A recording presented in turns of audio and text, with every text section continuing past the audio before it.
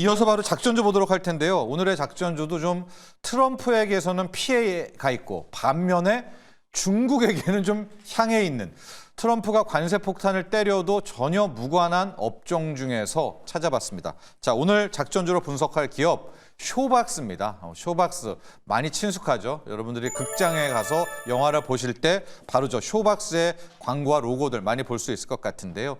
자, 쇼박스를 오늘 분석하게 된 이유, 넷플릭스에서부터 일단 출발을 합니다. 여러분, 넷플릭스에 이제 광고를 붙이고 광고를 보는 넷플릭스 가입자가 7천만 명이 넘었다. 그러면 이제 넷플릭스 시대죠. 왜냐하면 그동안은 구독료로만 먹고 사는데 이제는 광고, 기업, 지금의 방송사들처럼 기업을 받게 되는 거 아니겠습니까? 자, 그래서 넷플릭스 전성시대다 얘기를 했는데, 그래도 넷플릭스가 살아가려면 컨텐츠가 핵심인데 바로 이 컨텐츠를 만들 수 있는 기업 쇼박스다라고 해서 뽑아봤고요. 아마 국내 유일의 이 컨텐츠를 기획하고 개발하면서 제작하고 배급하고 홍보 마케팅까지 거의 원스톱 서비스를 할 수 있는 유일한 기업이 또 쇼박스입니다. 또 하나의 포인트는 넷플릭스의 OTT 말고 최근에 우리 유인촌 장관과 중국 문화장관이 만났잖아요. 상하이에서. 거기에서 중국 문화장관이 이런 이야기를 합니다. 한국의 컨텐츠 성공을 배우고 싶다. 너무나 느닷없죠. 게다가 지금 무비자 15일에서 30일로 연장해줬습니다. 자, 이렇다면 한한령 해제 기대감 커지게 되고 컨텐츠 그리고 게임 지금 들썩대고 있습니다. 여행은 먼저 갔고요. 그래서 오늘 또 쇼박스를 함께 분석해 봅니다. 마지막으로는 오징어 게임 시즌 2 12월 26일로 공개 일자가 잡히지 않았었습니까? 이제 옷게임 관련해 가지고 이제 컨텐츠 전반으로 연관이 있던 없던, 많이 있던 없던 투심은 모여지고 있거든요. 그런 차원에서 또 쇼박스를 봤습니다. 쇼박스 너무나 익숙하시죠? 1999년에 설립을 했고요. 오리온 홀딩스의 자회사입니다. 그러니까 오리온 제과, 이 오리온 쪽에서의 한 축을 담당하고 있다. 이렇게 보시면 될 것 같고요. 뭘 하느냐? 영화, 제작, 투자, 배급, 또 홍보 마케팅까지 하고 수출도 상당합니다. 수출 비중이 10%나 정도 되는 또 그런 회사라고 볼 수가 있겠고요. 메가박스 극장 하잖아. 그럼 요즘에 영화극장 누가가 여러분 2007년에 이미 메가박스는 팔았습니다. 그러니까 쇼박스와 극장 사업은 전혀 관계가 없고요. 초기에는 메가박스를 했지만은 이제 매각하고 나서 지금은 오롯이 컨텐츠로만 집중하고 있는 회사다라고 볼 수가 있습니다. 자, 첫 번째 이슈부터 가볼게요. 넷플릭스의 광고 요금제, 앞서도 얘기했지만 7천만 명 돌파를 했습니다. 자, 그런데 이제 이게 OTT 아니잖아. 오프라인 영화, 극장, 영화 만들잖아라고 얘기는 했지만은요. 일단 맞습니다. 그러나 영화의 핵심도 컨텐츠잖아요. 넷플릭스가 하는 OTT의 핵심도 또 컨텐츠. 그렇게 된다면 OTT 관련주로도 현재 1순위로 꼽으려면 역시 쇼박스를 꼽아야 된다라고 이제 이야기할 수가 있겠고요. 많은 전문가들도 얘기합니다. 국내에서 제작사들은 많이 있죠. 그러나 이 컨텐츠를 제작, 기획부터 하고 실제로 돈 모아서 투자까지도 하고 이걸 배급, 홍보까지도 할 수 있는 유일한 회사가 이제 쇼박스다라고 볼 수가 있겠습니다. 올해 한 해를 좀 돌아보면 상반기가 최고였습니다. 파묘 있었죠. 그다음에 애니메이션, 사랑의 하츄핑. 더 많지만 이 두 개가 모두 대박이 터졌었고요. 상반기로만 보면 매출이 거의 800억에 영업이익이 255억. 전년비로는 작년 이맘때가 8억이었었거든요. 영업이익이 255억이니까 3000% 넘는 이제 그런 기염을 통했었고, 파묘에 1200만 명의 관객을 들어서 파묘 하나로 먹고 살았던 기업들이 정말 많습니다. 이 전체 파묘가 벌어들인 것이 1100억이었었고 역시 이것의 호재를 톡톡히 봤다라고 볼 수가 있을 것 같습니다.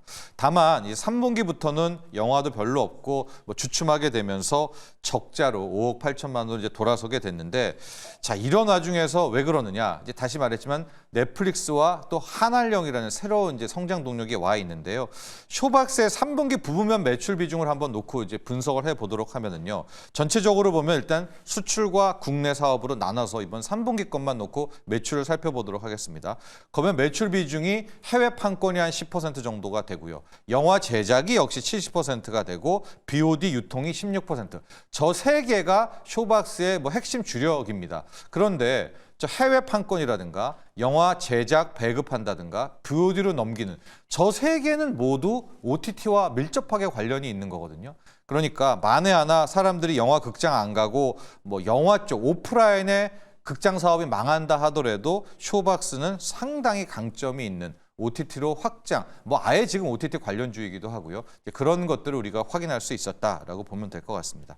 자, 그리고 이제 두 번째 오늘 집중적으로 살펴볼 게 한알령 해제 기대감이잖아요. 한국과 중국의 문화장관, 이제 사진도 있는데 유인촌 장관하고 중국의 순예리 장관이 상하이에서 지난주에 만났습니다. 이제 둘이 만났는데 얼마 만에 만났느냐? 2019년 이후. 그러니까 코로나19 전에 우리나라 문화부와 저쪽이 좀 교류가 있었고 그때 기억하시면은 그 18년 말 19년에 한번 한알령 해제 어쩌고 저쩌고 기대감이 있었거든요. 근데 이후에 바로 코로나가 터지면서 막혔잖아요. 혹시 이번에 다시 한번 한알령 해제 기대감이 나오는 거 아닌가? 이제 이런 생각을 해볼 수가 있는데 멘트가 더 좋았습니다.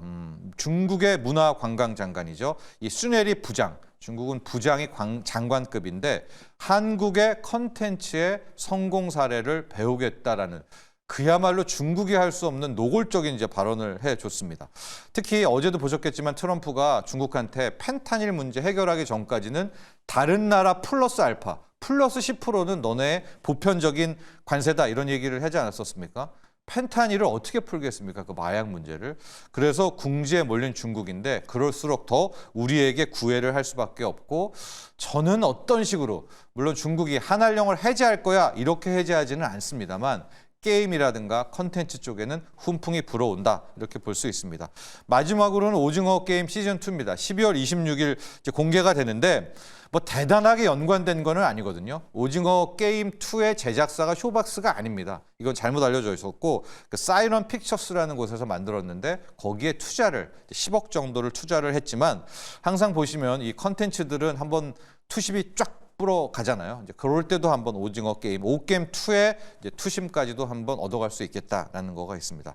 자, 오프라인 영화 사업이 핵심이지만은요, 컨텐츠를 만든다는 그 기본기에 있어서는 뭐 가장 OTT 관련주에 근접한다라고 볼 수가 있겠고, 계속 말씀드리지만 CGV라는 극장 사업은 힘들잖아요. 근데 메가박스는 이미 매각한 상태고 영화 오프라인 극장이 망한다 하더라도 컨텐츠는 영원하다. 뭐 이걸 기억하시면 될 것 같습니다.